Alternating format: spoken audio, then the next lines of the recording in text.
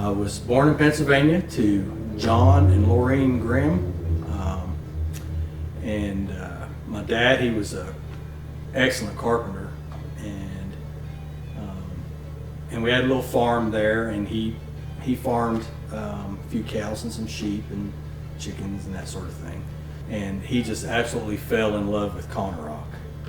And so he loved the mountains, and he loved the people of Konnarock.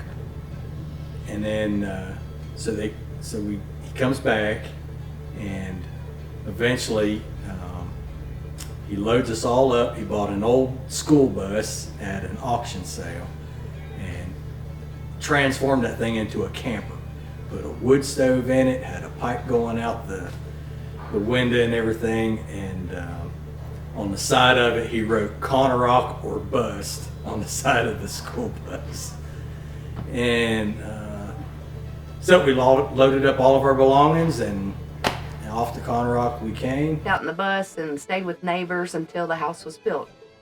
My father and my mother actually built this house in 1979, and we have stayed here and been here for the longest time. Brian and I helped do just about all the building we possibly could, being youngsters. When Brian and I were small, we had little beds that we actually stayed on the bus a couple of weeks, but our relatives in the area felt sorry for us, so they took us in.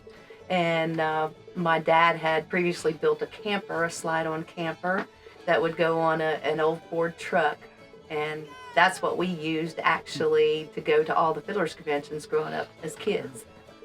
But we actually moved into the house. It was nothing but plyboard and no walls or doors, and Brian and I got pretty used to that fast.